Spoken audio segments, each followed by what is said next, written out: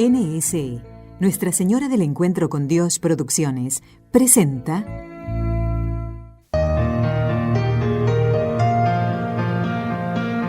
Con los ojos de María. El mundo, la actualidad, las preguntas más profundas sobre Dios y la vida humana en todas sus facetas necesitan ser mirados con los ojos serenos de la Virgen, la Madre de todos los hombres. Con los ojos de María, un programa de NSE Producciones para Radio Católica Mundial, conducido por Nelly Álvarez. Encantada de que nos volvamos a encontrar en este programa. Quiero dar las gracias a nuestros compañeros de trabajo en la parte técnica, que permiten que ustedes nos puedan escuchar. Jorge Grania, en Birmingham, en Alabama, en Radio Católica Mundial. Gracias, Jorge, por estar de nuevo con nosotros.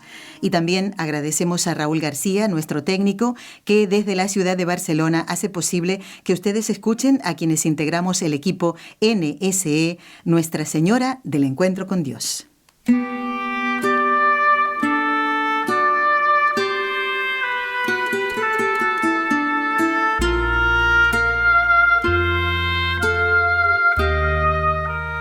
En vos confío.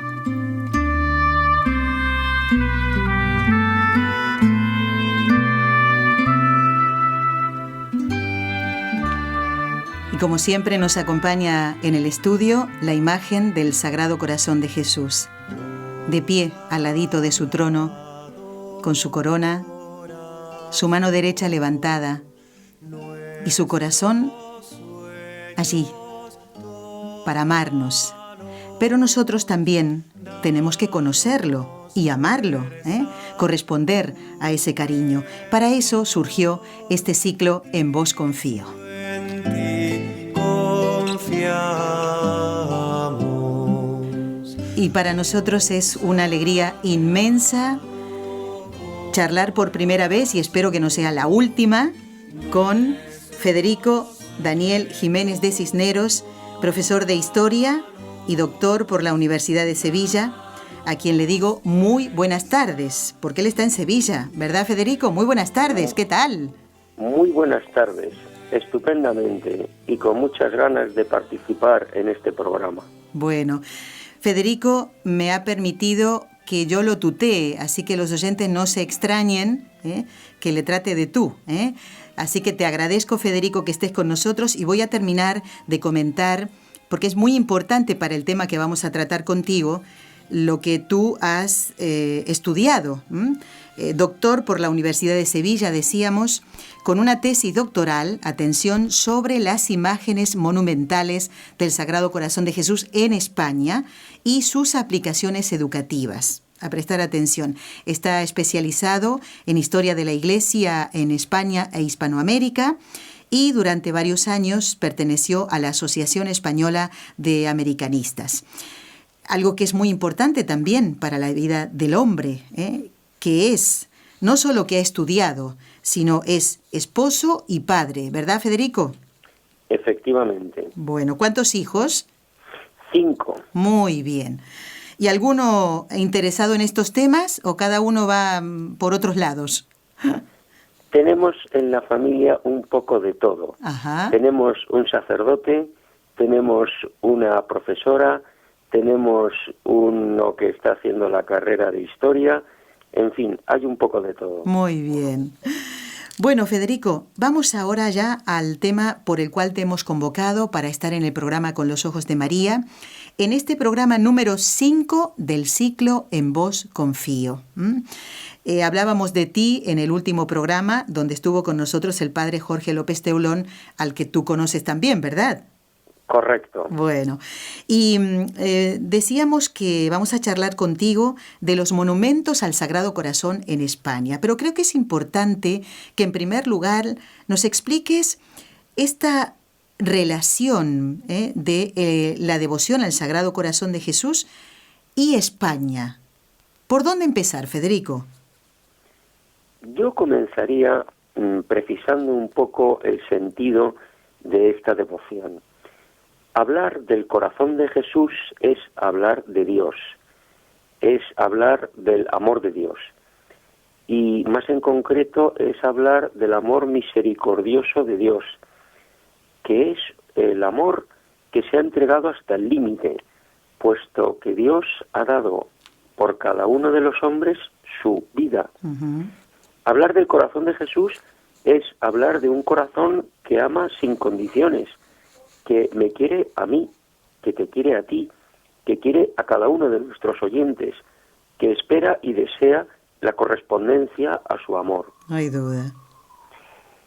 Ya en concreto en España, pues nosotros tenemos que reconocer que España tiene una vinculación especial con la espiritualidad del Sagrado Corazón de Jesús, porque aunque encontramos esta espiritualidad en los evangelios y a lo largo de toda la historia de la Iglesia, es cierto que se manifiesta con más fuerza en el siglo XVII con las revelaciones a la religiosa salesa Santa Margarita María de Alacoque, en la pequeña población francesa de Paray-le-Monial. Ujú. Revelaciones semejantes tuvo pocos años después el actualmente beato jesuita Bernardo Francisco de Hoyos, más conocido como el Padre Hoyos. Y estas revelaciones tuvieron lugar en Valladolid, que es una ciudad española bastante importante. Allí, en Valladolid, fue donde recibió el Padre Hoyos lo que se conoce como la gran promesa, y que consiste en una frase que Jesucristo le dijo. Y la frase es la siguiente: reinaré en España y con más veneración que en otras partes. Ujú. Dice, reinaré en España. Y esta promesa la hizo a comienzos del siglo XVIII. Pero a ver, Federico, estamos en el siglo XXI. Las cosas correcto. han cambiado mucho en la historia. España no era lo que hoy es. Entonces tenemos que preguntarnos cómo era España en ese momento histórico de esa promesa que hizo el corazón al beato Bernardo de Hoyos. Efectivamente. Pues ahí era donde yo quería comentar precisamente, ¿no? Ujú. España en el siglo XVIII no era solo el territorio actual, que está pues prácticamente en Europa, sino que España comprendía entonces también la mayor parte del continente americano, desde la costa occidental de Norteamérica hasta el sur, hasta Tierra del Fuego. Y España comprendía también, en esa época del siglo XVIII, los archipiélagos asiáticos de Filipinas y otras muchas islas. Por tanto, para comprender bien la gran promesa, para entender bien esa frase que le dijo al Padre Hoyos, el corazón de Jesús, esa frase, reinaré en España, hay que integrar necesariamente todos los territorios que en esa época formaban parte de España. Territorios que habían sido descubiertos, conquistados, colonizados y evangelizados por los españoles. Yo recuerdo aquella idea que repetía San Juan Pablo II agradeciendo la evangelización española en América, con una frase.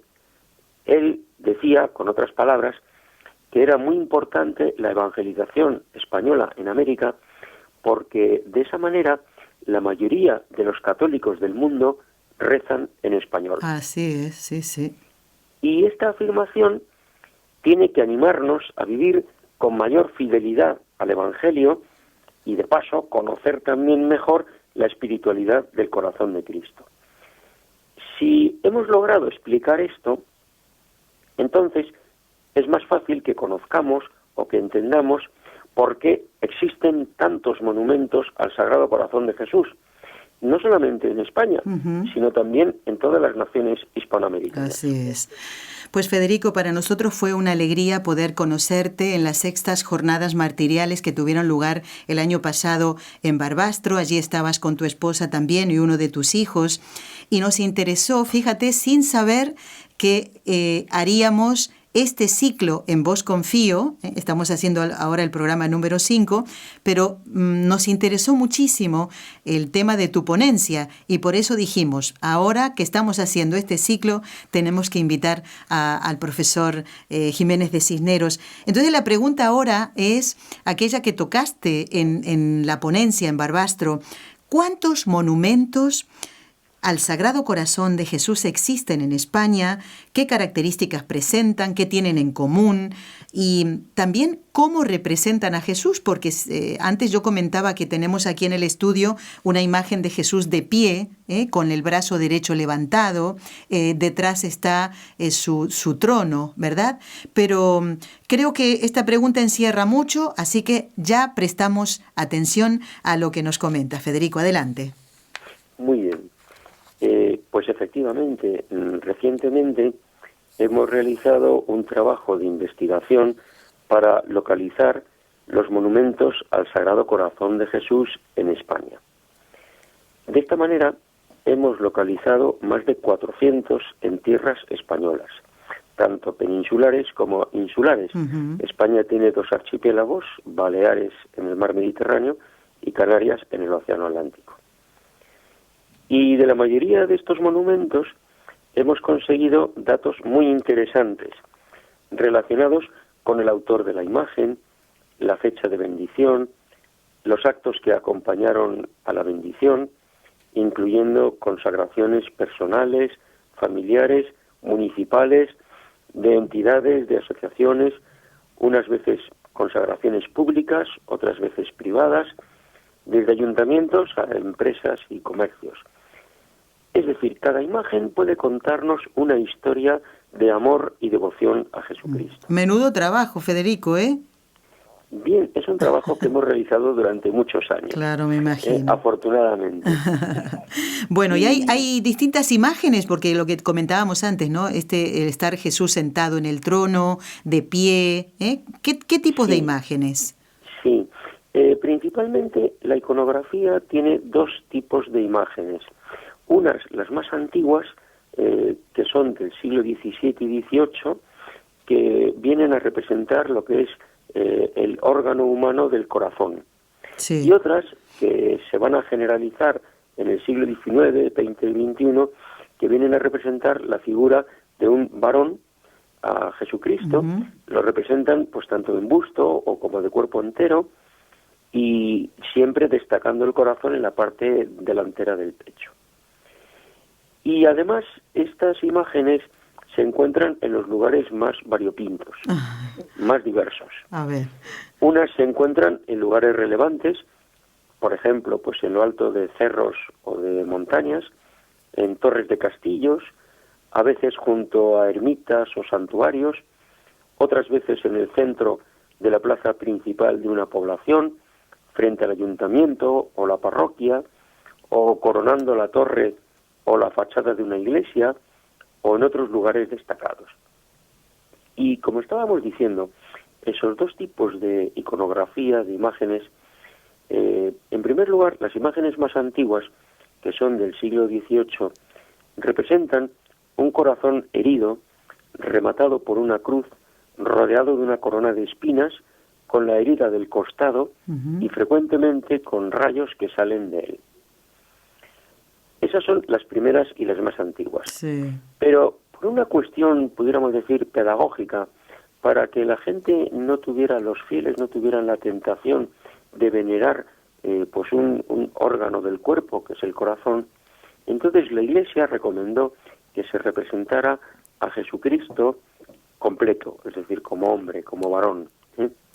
Y por eso, pues todo el siglo XIX, el siglo XX y actualmente en el siglo XXI, cuando se representa al Sagrado Corazón de Jesús, se nos presenta una imagen de Jesucristo, generalmente de pie, y el corazón delante del pecho con la herida del costado.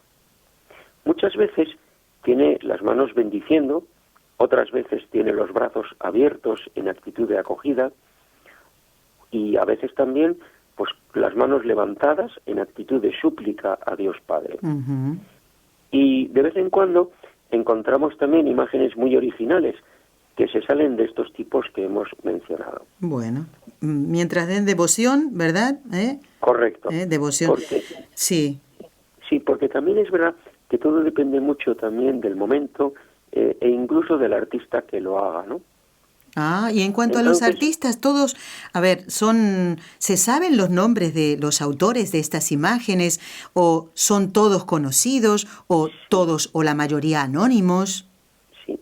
La lista de los artistas, concretamente de los que han hecho las imágenes en España, es bastante larga. Ahí también tenemos que distinguir dos tipos de imágenes.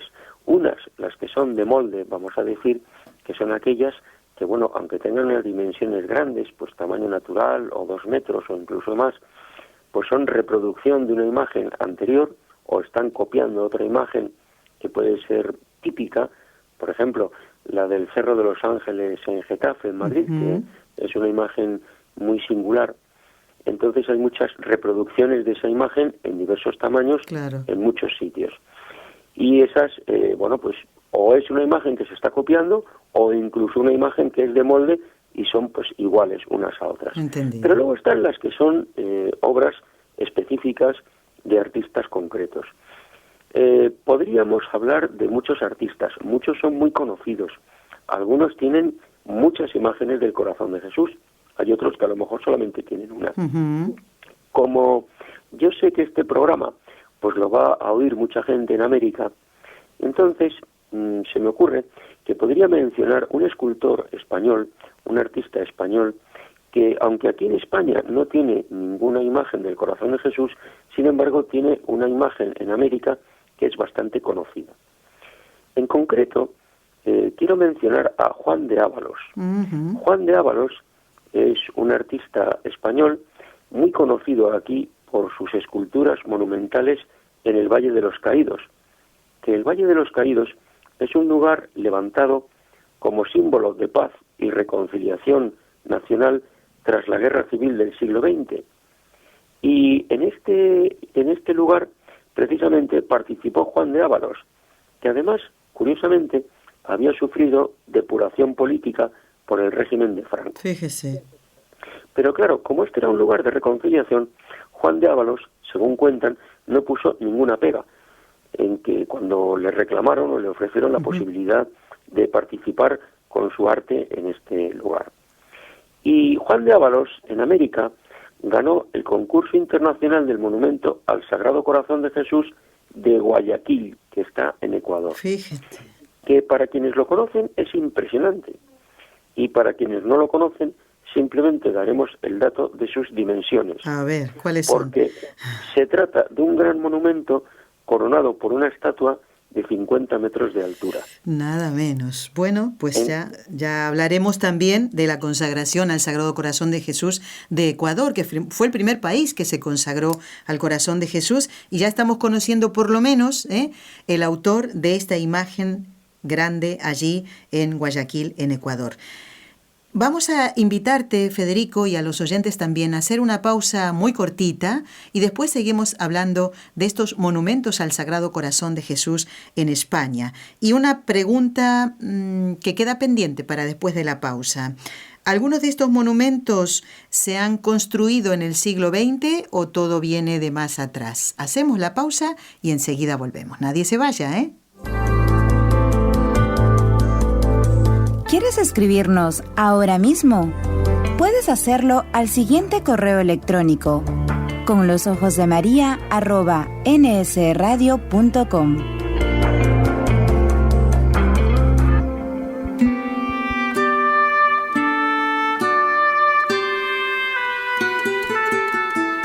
Continuamos en el programa con la presencia del profesor Federico Jiménez de Cisneros, hablando de los monumentos al Sagrado Corazón de Jesús en España. Y quedó pendiente antes de la pausa preguntarte, Federico, o responder, mejor dicho, a esta pregunta, si algunos de estos monumentos se han construido en el siglo XX.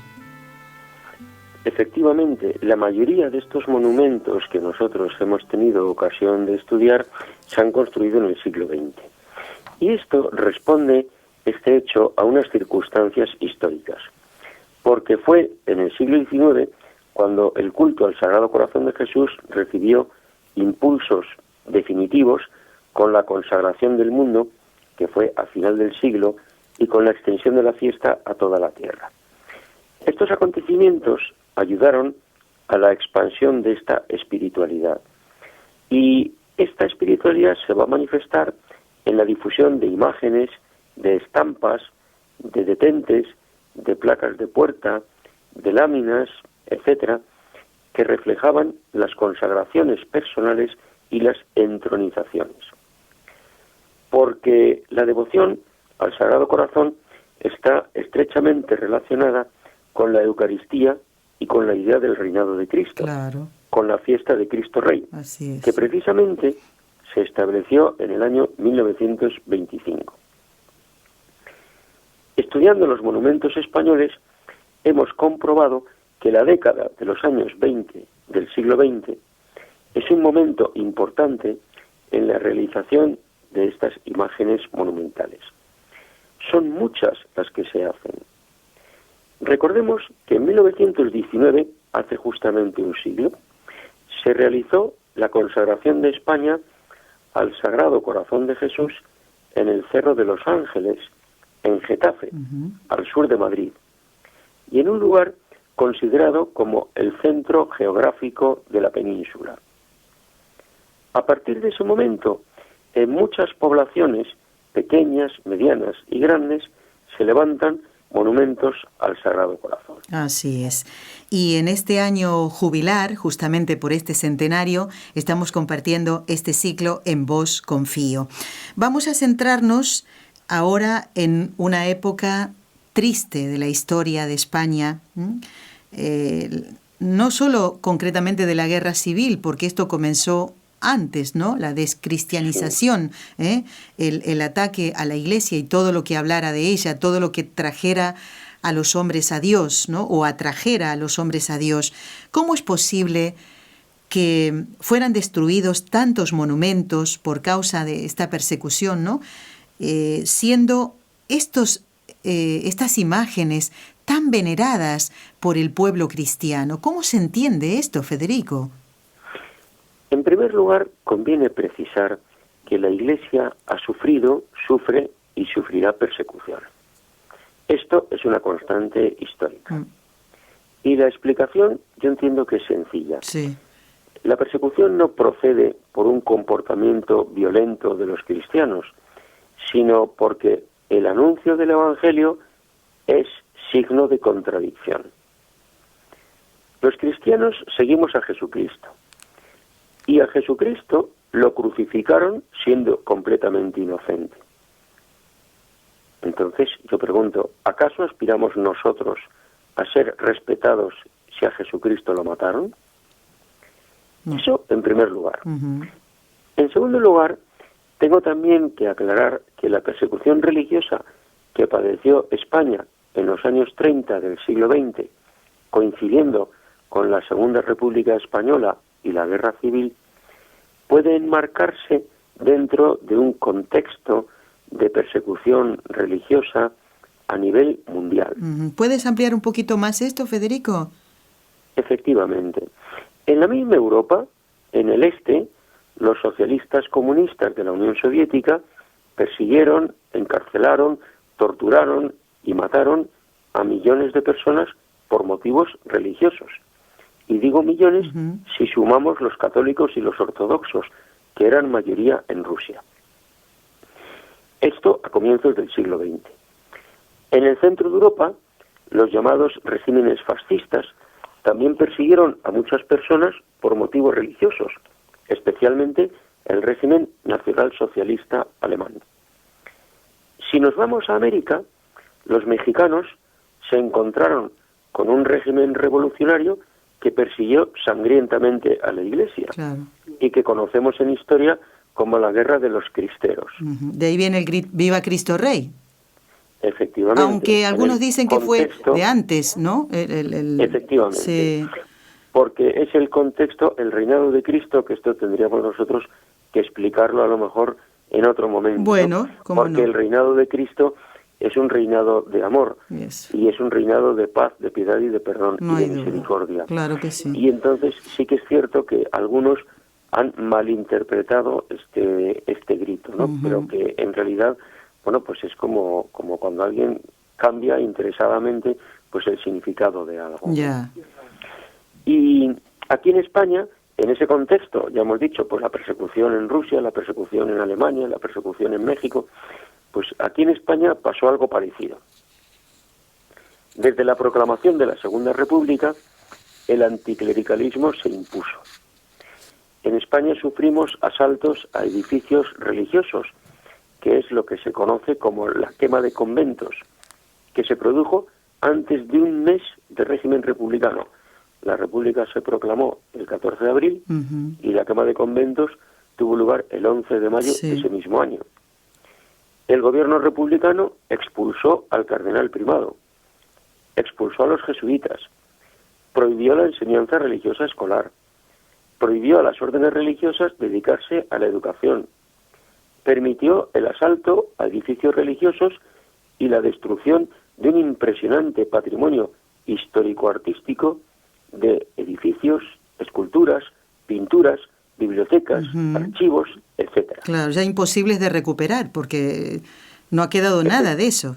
Efectivamente. Pero fijémonos que siendo todo esto grave, lo más grave fue la persecución de católicos por el simple hecho de ser católicos, pues miles de ellos fueron asesinados por odio a la fe cristiana y que son conocidos como los mártires de la persecución religiosa española del siglo XX. En este contexto de persecución religiosa se comprende mejor la destrucción de las imágenes monumentales del Sagrado Corazón de Jesús en España. Y eso, que estas imágenes lo que reflejan es que Dios es amor, amor misericordioso y que perdona siempre. Posiblemente muchos de los que destruyeron estas imágenes no eran conscientes de que les movía el odio. Pero el resultado de destrucción está a la vista de todos, porque muchas imágenes fueron reconstruidas después de la guerra, pero otras han quedado destruidas para siempre y no han podido ser recuperadas. Claro, lamentablemente.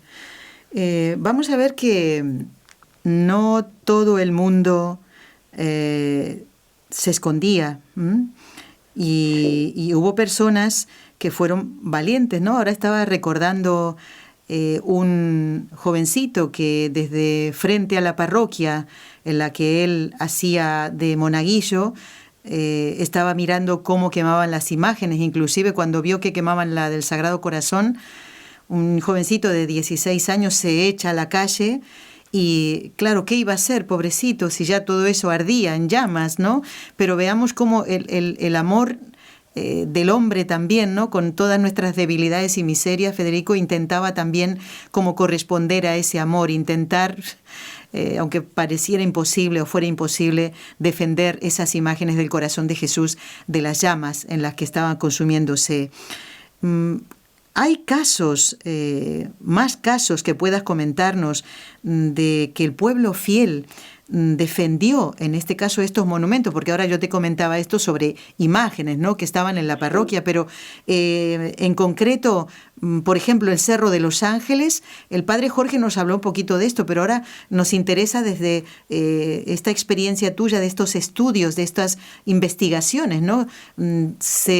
Como diciendo, se echó al monte en este caso, porque era un cerro, ¿no?, a defender esa imagen del corazón de Jesús que es emblemática en el centro geográfico de España.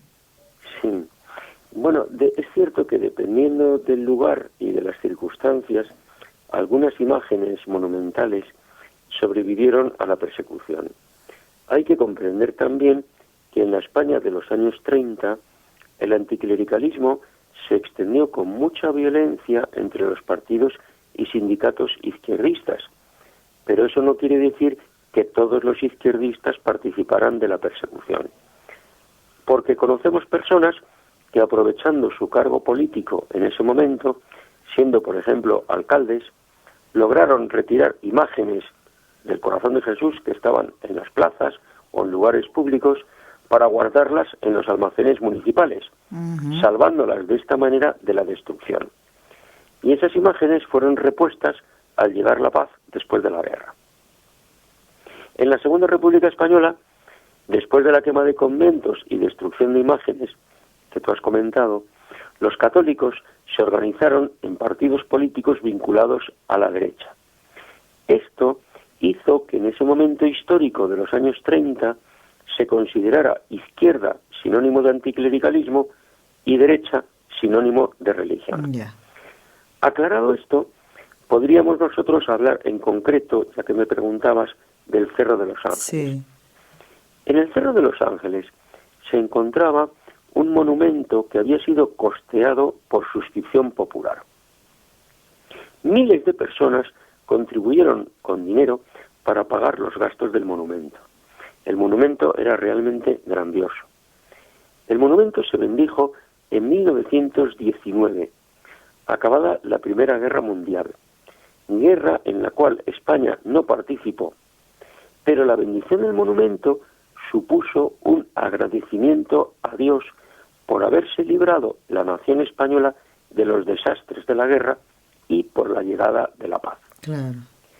Y este dato no es un elemento menor, no, pues cuentan que en el cuerpo central, bajo los ángeles que se encontraban a los pies de la imagen del Sagrado Corazón, había una paloma fundida en bronce, con el ramo de olivo en el pie, símbolo de la paz. En la bendición estuvieron presentes miles de personas, comenzando por el jefe del Estado, que era entonces el rey don Alfonso XIII, el gobierno de la nación, arzobispos y obispos. Bueno, en resumen, autoridades civiles, militares, políticas y religiosas, y mucha gente. Ya. Y desde el principio, la imagen del Sagrado Corazón estuvo acompañada. En el cerro existía previamente una ermita dedicada a Nuestra Señora de los Ángeles. Después se edificó un convento de religiosas carmelitas descalzas. Y diariamente subían al cerro devotos para rezar por la paz y la salvación de España. Eran personas seglares, trabajadores la mayoría, hombres y mujeres, que se reunían para rezar y adorar a Jesús. El cerro era un lugar de peregrinación nacional, a donde acudía gente de toda España, con los escasos medios que había en aquel entonces, hace un siglo. Claro. Me refiero de automóviles y autobuses. Claro, nada de eso. Pero a ver, a la hora de defender a estos monumentos, y concretamente al Cerro de los Ángeles, había como una desproporción en cuanto a cómo defender a la imagen del corazón de Jesús frente al ataque de los milicianos, ¿no?, que venían con armas. ¿Cómo defendía el pueblo católico, por ejemplo, la imagen del corazón de Jesús? Sí, pues claro, la defensa, cuando había un asalto a un edificio religioso, la defensa que se organizaba era una defensa ciertamente desproporcionada, como tú has dicho, porque la gente venía dispuesta a violentar y a quemar y a destruir, y los católicos lo que hacían era muchas veces colocarse delante de las puertas juntos a rezar. Entonces, el pueblo católico que defendía los templos, los conventos, las imágenes y los monumentos, pues generalmente estaba desarmado, no llevaban armas. La defensa consistía mayoritariamente en ocupar la puerta del edificio o rodear la imagen rezando y aguantando todo tipo de insultos y agresiones, hasta que, si había suerte, llegaba la policía o fuerzas de orden público y disolvía a los atacantes, y otras veces no llegaba nadie a defenderlos. Los años 30 fueron años difíciles para los católicos españoles, y sabemos que quienes subían a rezar al Cerro de los Ángeles eran conscientes del peligro que corrían, expuestos a ser víctimas de la violencia antirreligiosa del momento. Cuando se produjeron los acontecimientos de julio de 1936, con la sublevación militar que derivó en guerra civil, en los primeros días seguía subiendo gente a rezar. Recordemos que en ese momento existía, además del monumento, la ermita y el monasterio de Carmelitas. A los pocos días fueron asesinados 5 obreros que habían subido al cerro a rezar. Sus nombres están grabados en piedra para recuerdo de todos. Y poco después subieron los milicianos a dinamitar el monumento. Tras un simulacro de fusilamiento, dispararon a la imagen del corazón de Jesús. Estas fotografías dieron la vuelta al mundo y conmocionaron a la gente, tanto en España como en el extranjero, que vieron reflejado el odio antirreligioso que movía a los atacantes. Sí, es cierto esto. Están esa imagen, esa fotografía conocida, ¿no? De los milicianos, uno al lado del otro, disparándole a una imagen de piedra, ¿eh? Y es que es increíble esto, ¿no? Que fijémonos que no sé, qué incoherencia, ¿verdad? Aunque correcto. Sí, podemos decir que coherencia porque en su corazón no había amor al Señor, ¿no? Qué interesante todo lo que nos estás contando, Federico. ¿Algo más? Sí, realmente la situación era absurda. Absurda. Pero hay una cuestión, hay un detalle muy interesante. Como dato singular, quiero contar que la piedra del corazón de la imagen se custodia actualmente en el monasterio de las Carmelitas, en el Cerro de los Ángeles. Y el corazón, lo que es justamente el corazón, se conserva sin impactos, sorprendentemente. Estás diciendo que el corazón, propiamente dicho, no recibió ninguna bala. Correcto.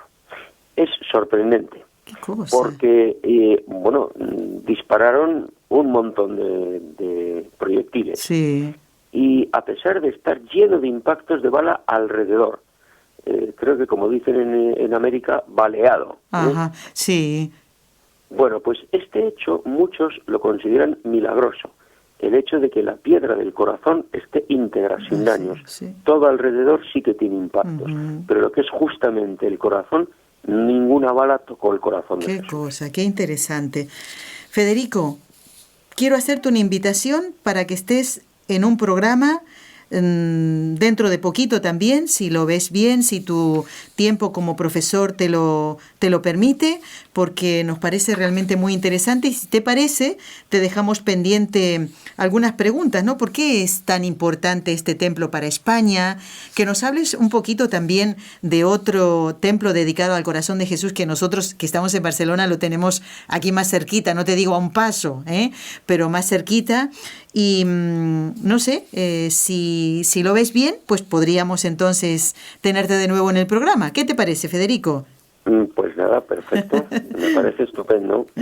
Bueno, pues a vuestra disposición siempre. Te lo agradecemos muchísimo. Damos las gracias al profesor Federico Daniel Jiménez de Cisneros y Baudín, que es profesor de Historia y doctor por la Universidad de Sevilla, justamente con una tesis doctoral sobre las imágenes monumentales del Sagrado Corazón de Jesús en España. Federico, muchísimas gracias por este tiempo que nos has dedicado y como estamos haciendo en todos los programas de este ciclo que hemos comenzado sobre el corazón de Jesús, pues vamos a terminarlo entonces con la jaculatoria, Sagrado Corazón de Jesús, en vos confío. Muchas gracias y hasta pronto, si Dios quiere. Hasta pronto. Nuestros sueños tómalos, danos fuerza, tu perdón, Cristo, en ti confiamos.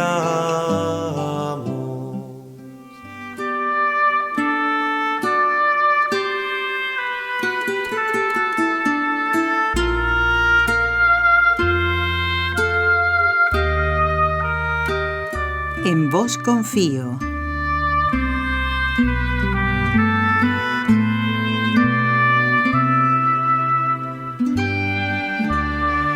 Así se llama este ciclo que estamos compartiendo. Ya llevamos varios programas para conocer y amar al Sagrado Corazón de Jesús. Y a no olvidarse, esta campaña que estamos haciendo para entronizar el Sagrado Corazón de Jesús en tu casa. Vamos a preguntarle a nuestro invitado de hoy, al que ustedes ya conocen porque ha estado en Con los Ojos de María, si tiene entronizado el corazón de Jesús. Y si no, nos vamos allí y le acompañamos. Vamos a saludar con muchísimo cariño a Federico Daniel Jiménez de Cisneros, profesor de Historia y doctor por la Universidad de Sevilla, con una tesis doctoral que tiene mucho que ver con el tema que estamos tocando con él, sobre las imágenes monumentales del Sagrado Corazón de Jesús en España y sus aplicaciones educativas. Muy buenas, Federico, te damos la bienvenida otra vez al programa. ¿Cómo estás? Muy bien, muchas gracias. Pues muy buenas tardes a todos nuestros oyentes. Federico, ¿el Sagrado Corazón está entronizado en tu casa? Efectivamente. Y además renovamos la entronización precisamente pues con motivo de nuestro matrimonio. Yo ya lo tenía, tanto mi esposa como yo lo teníamos entronizado en nuestras respectivas casas familiares y nosotros lo entronizamos cuando nos casamos. ¡Qué bueno! Y tenemos una imagen que está en el salón de casa, que es el lugar donde pasamos más tiempo cuando no estamos, lógicamente, en cocina, dormitorio y demás, ¿no? Uh-huh. Entonces, pues así toda la familia pues puede estar viendo la imagen que tenemos del Señor. ¿Cuánto nos alegramos, que Jesús sea el centro de vuestro hogar? ¿Cómo se llama tu esposa, Federico? María del Carmen. María del Carmen. Así que la saludamos también a ella y le decimos felicitaciones.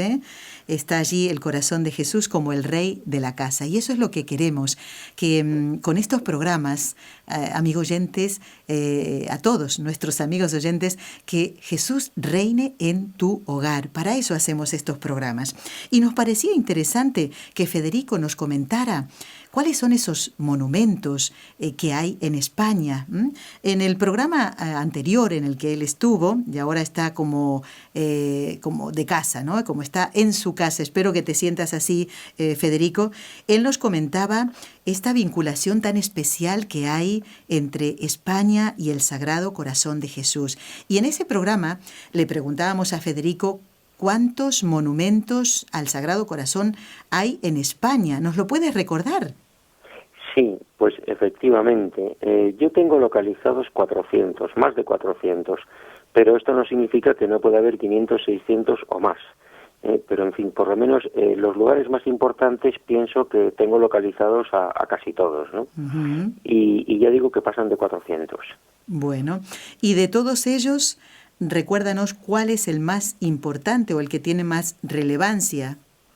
El que podemos considerar más importante es el del Cerro de los Ángeles, por distintos motivos. Uh-huh. En primer lugar, por el lugar geográfico en el cual se encuentra, que es en el centro de la península ibérica. En segundo lugar, porque ahí es donde tuvo lugar precisamente hace 100 años la consagración de España al Sagrado Corazón de Jesús, que esto se realizó el 30 de mayo de 1919, recién terminada la Primera Guerra Mundial, uh-huh. y que supuso pues un antes y un después, sobre todo pues en el tema de la espiritualidad del Corazón de Jesús, porque a partir de la consagración de España y de la bendición del monumento, del primer monumento del Cerro de los Ángeles, se extendió pues toda una devoción por todos los pueblos, grandes, pequeños y medianos, para tener también ellos su monumento al Sagrado Corazón de Jesús. Uh-huh. Y en los años 20 del siglo pasado, pues se realizaron muchísimos monumentos por toda España peninsular e insular. Bueno, por eso aquí ya nos estamos como ya metiéndonos en el tema preparado para hoy. Vamos a continuar hablando de estos monumentos al Sagrado Corazón de Jesús. También nos gustaría que nuestros oyentes nos hicieran llegar alguna fotografía o algún vídeo de los monumentos que en sus respectivos países están dedicados a honrar al Sagrado Corazón de Jesús. Nos hablas, Federico, del Cerro de los Ángeles. Sí, efectivamente. El sí. cerro es que además, sí, perdón, pero es que el cerro además tiene algunas otras singularidades, pudiéramos decir. A ver, ¿cuáles son? Porque ya hemos dicho lo del lugar geográfico, pero claro, es que también es un templo de oración y expiación, y además tiene un carácter nacional, por lo que hemos explicado en la consagración de España. Claro. ¿No? Y también la posición geográfica que tiene es un cerro que está en medio de una llanura, pues también esto permite divisar el monumento desde varios kilómetros de distancia. Y también es verdad que de alguna manera la realización de este monumento y la consagración de España expresan ese deseo de las revelaciones al padre Hoyos, que fue este jesuita del siglo XVIII, que tuvo las revelaciones del corazón de Jesús, que le dijo, reinaré en España. Y yo también quería, aprovechando que muchos de nuestros oyentes son hispanoamericanos, quería señalar la presencia en toda esta historia del Cerro de los Ángeles precisamente de un misionero peruano, que es el padre Mateo Crowley, de la Congregación de los Sagrados Corazones. Fue un hombre realmente extraordinario que estuvo presente en el acto de la consagración de España, pero que además fomentó, y los papas de la época le animaron, su carisma verdadero era dedicarse a la divulgación de las entronizaciones. Entonces hizo una obra realmente admirable a comienzos del siglo XX. Y además, bueno, pues hace poco casualmente estaba yo leyendo su biografía y al final de su vida, bueno, pues es un hombre que estuvo muy enfermo, que sufrió mucho y demás, y que todos los dolores y sufrimientos pues los ofrecía precisamente con el deseo de que Jesucristo pudiera reinar en los corazones de cuantas más personas mejor, y de las familias. Y esto pues es importante, porque todo este asunto de la consagración y de la entronización lo que hace es verdaderamente que ponemos nuestra persona a disposición del Señor. Lo que queremos es que Jesús reine en nuestros corazones para poder establecer ese reinado de paz, de amor, de misericordia, de perdón, que es el reino de Cristo verdaderamente. Bueno, para quienes están siguiendo este ciclo En Vos Confío, les comentamos que ya también tendremos en el programa invitados que nos hablarán de otros mensajeros o misioneros del corazón de Jesús, del beato Bernardo de Hoyos y también del padre Mateo Crowley, que ya más adelante los comentaremos quienes van a hablar y tocaremos, bueno, justamente la misión de cada uno de ellos en la propagación de la devoción al corazón de Jesús. Bueno, yo dije al principio, Federico, que estamos desde la ciudad de Barcelona, nuestros oyentes habituales ya lo saben. En este momento estoy mirando un cielo celeste precioso en Barcelona, y desde aquí pueden ustedes, también venir a contemplar un templo, porque ahora, si Dios quiere, por ejemplo, en junio y después en agosto, Federico, tendremos 2 peregrinaciones, una a Fátima y otra a Lourdes, y esperamos tener aquí en nuestra ciudad, en la ciudad de Barcelona, oyentes que vienen de América, cosa que nos alegra muchísimo. Y ellos seguro que estarán muy contentos de estas referencias que estabas comentando, ¿no? Para que veamos que el amor a Jesús es para todos y quiere recibir ese amor de parte de todos, seamos de donde seamos. Además del Cerro de los Ángeles, que como decías está cerquita de Madrid, la capital de España, queremos entonces ahora hablar de la ciudad de Barcelona, desde donde hacemos el programa. Queremos que nos relates o que nos comentes cuál es el templo del Sagrado Corazón de Jesús que está en la ciudad de Barcelona. Y si que está ahora es el mismo de siempre o no. A ver. Bien, pues Barcelona, que es la segunda ciudad española en importancia después de Madrid por el hecho de la capitalidad de Madrid, tiene la grandísima suerte de contar nada más y nada menos que con el Tibidabo. Tibidabo es una palabra de origen latino, que es yo te daré, ¿no? Porque decir Tibidabo es decir Sagrado Corazón de Jesús. La historia del Tibidabo es una preciosidad. Es una historia que alegra a Barcelona, a Cataluña y a España entera. Y la historia es la siguiente. Un grupo de barceloneses entregó la propiedad de la montaña a don Bosco, San Juan Bosco, el fundador de los salesianos, en un viaje que realizó don Bosco a finales del siglo XIX a Barcelona, con la finalidad de edificar un templo al Sagrado Corazón de Jesús. Hay una historia preciosa que la cuenta don Bosco en su biografía, y es que cuando él venía en el tren de Italia a España, estaba escuchando dentro de su cabeza las ruedas del tren que repetían al ritmo Tibidabo, Tibidabo, Tibidabo, Tibidabo, y él no sabía exactamente a qué respondía aquello. Y cuando llegó a Barcelona y le ofrecieron el terreno y preguntó cómo se llama esto, y le dicen Tibidabo, dijo, pues esto es que el Señor me lo estaba ya anunciando. Bien, pues don Bosco, el fundador de los salesianos, inmediatamente encomendó que se realizara ese templo al Sagrado Corazón de Jesús.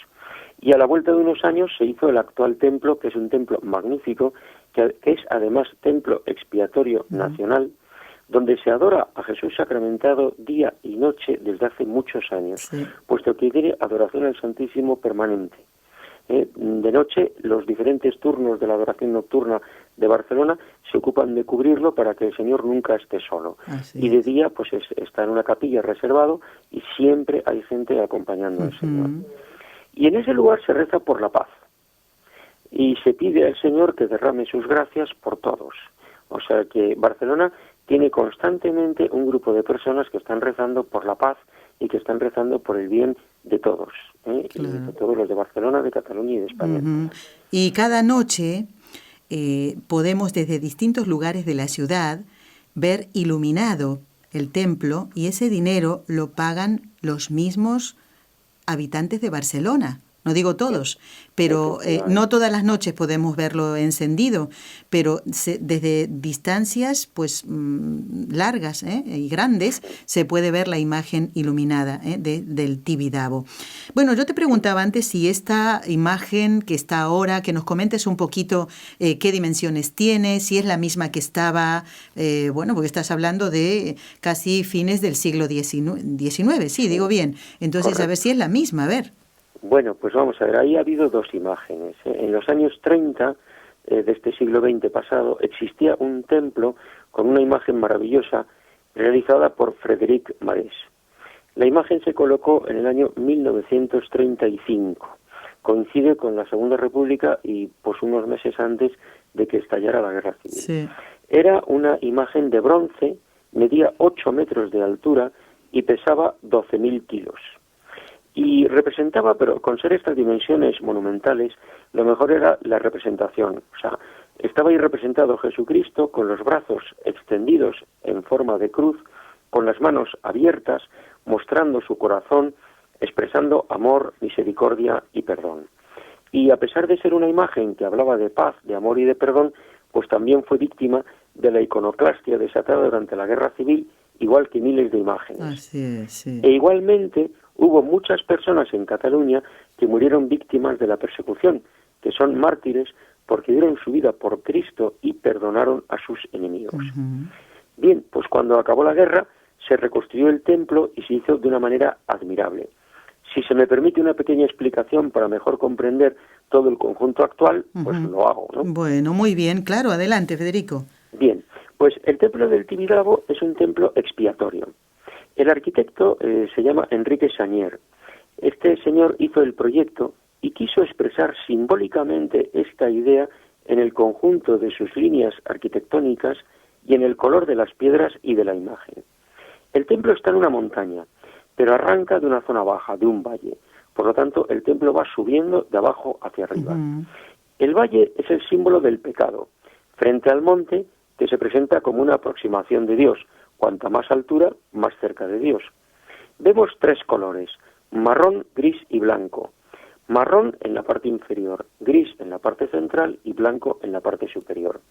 Del color marrón de la tierra, de abajo, pasamos al gris de la piedra, que está en el centro, y al blanco, que está en la parte superior, o sea, lo más cerca del cielo. Sí.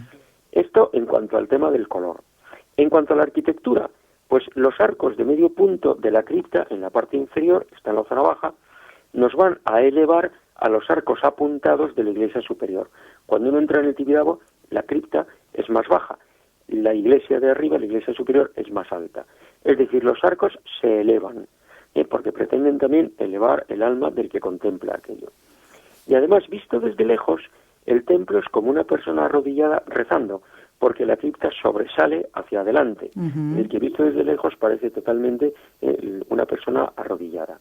Bueno, pues sobre todo ello, porque claro, todo esto tiene su significado, como estamos simplemente superficialmente explicando. Claro. Bueno, pues sobre todo ello hay una imagen en bronce, que el bronce es una materia más depurada que la piedra, que es la imagen del Sagrado Corazón de Jesús, con los brazos abiertos, como en cruz, entre el cielo y la tierra, y con el corazón visible. Es decir, en síntesis, todo el conjunto está hecho para ser pedestal de una gran imagen del Sagrado Corazón de Jesús. Por eso, la imagen de Cristo está sobre todo lo demás, en el lugar supremo. Algunos explican también, ¿no?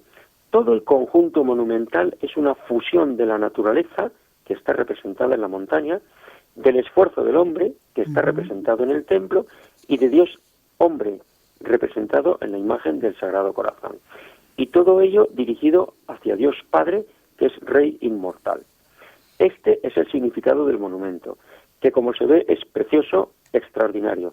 Y lo mejor de todo es que en ese lugar precisamente se adora día y noche a Jesús presente en la Eucaristía, porque Jesús sabemos que está vivo en la Eucaristía, está vivo en cuerpo, sangre, alma y divinidad. Bueno, ya lo ven ustedes, qué interesante lo que nos está relatando el profesor Jiménez de Cisneros. Vamos a hacer una pausa muy cortita en el programa y ya volvemos hablando de los monumentos al Sagrado Corazón de Jesús en España.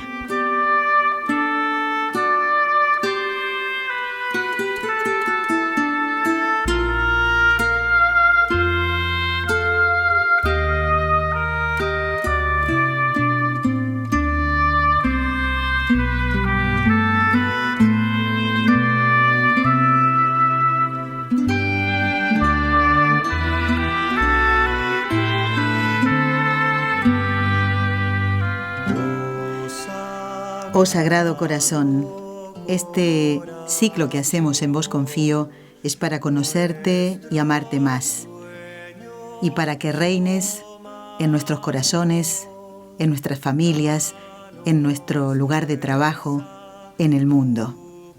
Y hoy recibimos con mucha alegría, de nuevo, a través de la línea telefónica, al profesor Federico Jiménez de Cisneros, y bueno, relatándonos estos monumentos. Uno se imagina, ¿no?, estar allí frente al Cerro de los Ángeles, en el Cerro de los Ángeles, en el Tibidabo, en Barcelona. Los oyentes que vengan a alguna peregrinación, pues seguro que les vamos a llevar a que vayan a conocer estos monumentos, por lo menos el del Tibidabo. Federico, la época triste de la Guerra Civil Española trajo, como decías, muchas víctimas, ¿no? Odio a la Iglesia Católica, muchos mártires. También hubo ataque a bibliotecas enteras con un material valiosísimo, obras de arte y también las imágenes, en este caso del Sagrado Corazón, que es el tema que estamos tocando. Estos monumentos que fueron profanados por los milicianos, los comunistas, fueron reconstruidos y la pregunta que toca aquí inmediatamente es, al final, ¿quién es el que vence? Bien. Bueno, al final, ¿quién es el que vence? La Biblia dice que la victoria es de Dios. O sea que al final de los tiempos el que va a vencer es Dios. Y Dios es amor. Y vemos que muchas veces el amor vence, aunque no siempre. Bien, el amor vencerá al final, vale. Y entre tanto, pues es verdad que también el amor va venciendo en algunos momentos, ¿no? Uh-huh. Es decir, que con respecto a los monumentos, pues muchos fueron reconstruidos con el tiempo. Como hemos hablado del Cerro de los Ángeles y del Tibidabo, diremos que la imagen actual del Sagrado Corazón de Jesús del Tibidabo fue bendecida en el año 1961 y es obra de Josep Miret. También es de bronce como la anterior. Uh-huh. Y que el actual monumento del Cerro de los Ángeles fue bendecido en 1965 y es de piedra y es obra de Aniceto Marinas, que curiosamente es el mismo autor de la primera imagen del cerro que fue destrozada en 1936. Fíjate.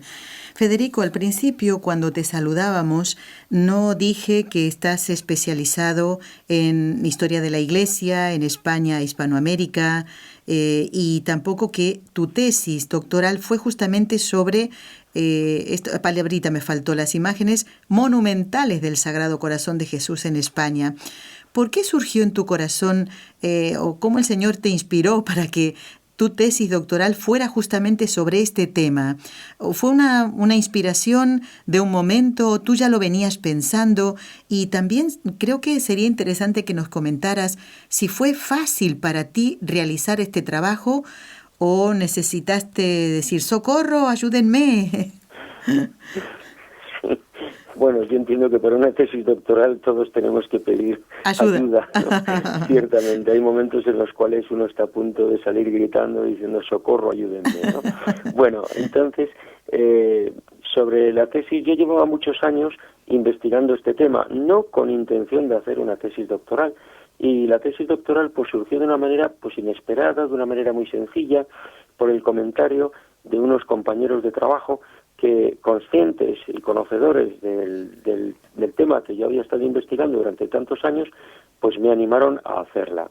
Y yo la verdad es que al principio me resistí un poco porque pensaba que, bueno, a ver esto cómo lo enfocamos. Pero hubo pues una persona entre ellos que me dijo, mira, es que esto se puede hacer de esta manera, y tú en realidad eres profesor y tú con tus alumnos haces tus salidas con ellos y los llevas a estos sitios, a algún sitio de estos, y les explicas, oye, pues se podría hacer con esta dimensión, ¿no? Entonces la tesis, bueno, pues tuvo una doble dimensión, por un lado de localización y estudio de las imágenes monumentales, y por otra, bueno, pues a partir de la experiencia didáctica que yo había tenido de visitas con los alumnos, pues también unas propuestas de trabajo para hacer con ellos en este tipo de salidas, ¿no? Entonces, bueno, pues fue de una manera, ya digo, o sea, un tanto inesperada, no estaba pues preparado de antemano ni nada de eso, ¿no? Al final la verdad es que yo me quedé bastante contento con el trabajo, porque también pues le vi pues una finalidad distinta a la que yo tenía. Yo lo que tenía era un estudio de imágenes y, bueno, pues publicaba artículos sobre las distintas imágenes monumentales, pero no había pensado hacer pues más allá, ¿no? Entonces esto a mí me abrió como nuevos horizontes. Qué bueno, muy bien. Y ahora estamos disfrutando de todos esos conocimientos, o parte de esos conocimientos, ¿no? No todo. Bueno, Federico, ahora quería yo recordar, para unir con la otra pregunta que teníamos preparada, quería recordar, tal vez conozcas el caso del padre Lladó, un sacerdote de Vic, que antes de ser fusilado es un mártir de la persecución religiosa en España, y pide, antes de ser fusilado, que le dejen hablar, y explica las 3 gracias que él había pedido al Señor. Entre ellas, pues serle fiel hasta el final, eso lo estaba cumpliendo. La otra, dar la vida por el Señor, también lo estaba cumpliendo. Y la última, que en principio decía, no estoy seguro si esto lo habré cumplido, y es saber con certeza que un alma se ha salvado por mi ejemplo, mi predicación. Y en ese momento, uno de los milicianos que estaba en el pelotón a punto de disparar, suelta su fusil, se echa a los pies del padre Lladó y le dice, esa alma, padre, soy yo. Y bueno, los compañeros, ¿pero qué te pasa? ¿Te has vuelto loco? Quítate de ahí o te matamos también. Y le dice, padre, deme la absolución, perdóneme, pidiéndole perdón al Señor, ¿no?, por lo que estaba haciendo, y muere junto al padre Lladó, y cumplió esas 3 gracias que ese sacerdote había pedido al Señor. Y recuerdo otro caso también de un padre, no recuerdo el nombre del sacerdote, que solo pudo celebrar, me parece que 1 o 2 misas, y lo mata de un tiro en la cabeza un miliciano que, bueno, va a ser castigado, ¿no?, por ese delito, y pide un sacerdote en el final de la vida y le da un abrazo y le dice que con ese abrazo pedía perdón a Dios por haber matado a aquel sacerdote joven. Y Márquez era de apellido este miliciano. ¿Y por qué cuento estas anécdotas que a mí particularmente, Federico, me dejaron muy impresionada, como cada uno de los ejemplos, ¿no?, de los mártires, como aquel obispo que levanta la mano para bendecir y esa mano, pues al final, cuando encuentra después su cuerpo, pues era traspasada por una bala, ¿no?, un proyectil, esa mano que bendecía. Cuento esto que me impresionó, como digo, porque quería preguntarte si se sabe si alguno de los que pretendieron destruir estas imágenes del corazón de Jesús se arrepintió, se convirtió, o por lo menos que se pudiera conocer. A lo mejor hay muchos casos, pero ¿se conoce alguno? ¿Tienes tú conocimiento de alguno? A ver, vamos a ver. Nosotros sabemos, porque por toda esta historia del fenómeno de la persecución contra la Iglesia, sabemos que hubo personas que se arrepintieron de las cosas malas que hicieron.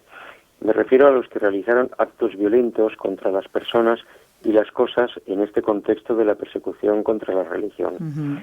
Porque conocemos testimonios de quienes mataron a religiosos y se quedaron impresionados de ver cómo el religioso les perdonaba antes de morir, como tú has contado algún ejemplo, ¿no?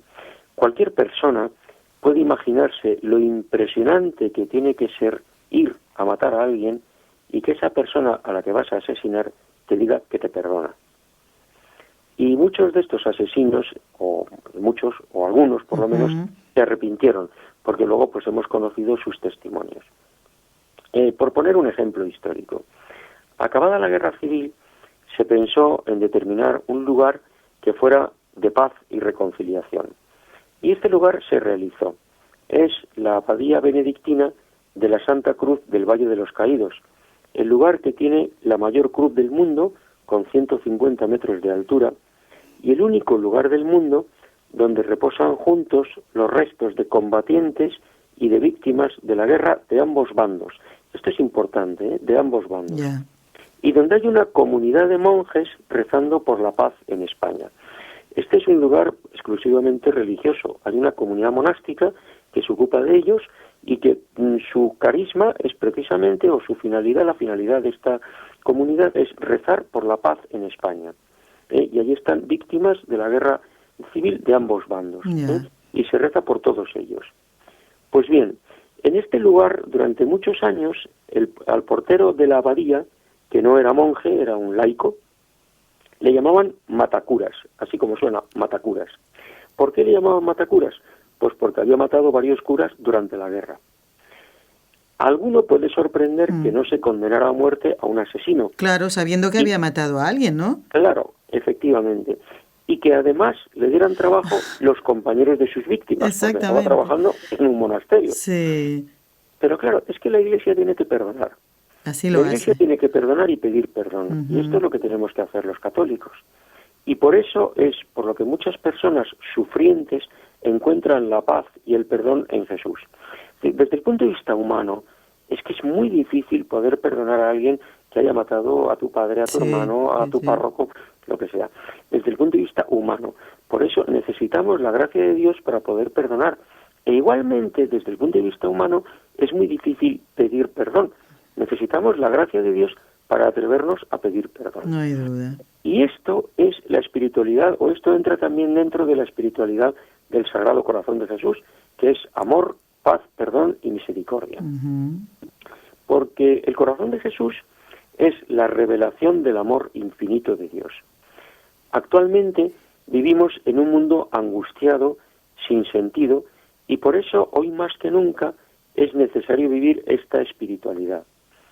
En palabras del jesuita padre Luis María Mendizábal, gran apóstol del corazón de Jesucristo en el siglo XX y comienzos del XXI, y recientemente fallecido, dice lo siguiente, abrimos comillas: comprender que Dios nos ama con ternura, que Dios tiene corazón, y que ese corazón de Dios es el corazón de Cristo.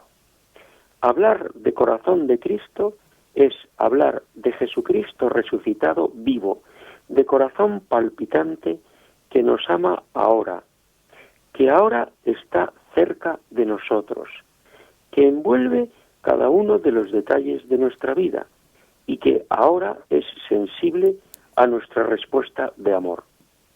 Hasta aquí la cita. Y si lo hemos entendido, lo necesitamos expresar. Señor, lo hemos entendido. Señor, queremos responder a ese amor. Bueno, ya lo ven ustedes, ¿eh? En cada uno de los programas, nuestros invitados también nos dejan tema, porque esto podría parecer un poco frío, ¿no? Decir, ay, son monumentos de piedra, de bronce, pero cada uno de ellos también nos deja un tema para reflexionar, una oración, una frase de un sacerdote, de un santo ya canonizado, pero nos deja que pensar para que Cristo reine en tu corazón, en nuestro corazón. Profesor Federico Jiménez de Cisneros, Gracias por haber estado de nuevo en el programa. Nos alegramos mucho, Federico, de tu trabajo, que puedas seguir difundiéndolo, ¿no? Que no se quede así simplemente en ese material de la tesis doctoral, sino que también lo des a conocer, en este caso, a través de esta querida emisora. Que Dios te bendiga, Federico, y si te parece, terminamos con la ejaculatoria de siempre, ¿no? Cada vez que terminamos una entrevista. ¿Te parece? Perfecto, muchas gracias. A ti y hasta pronto, si Dios quiere. Entonces, Sagrado Corazón de Jesús, en vos confío. Nuestro sueño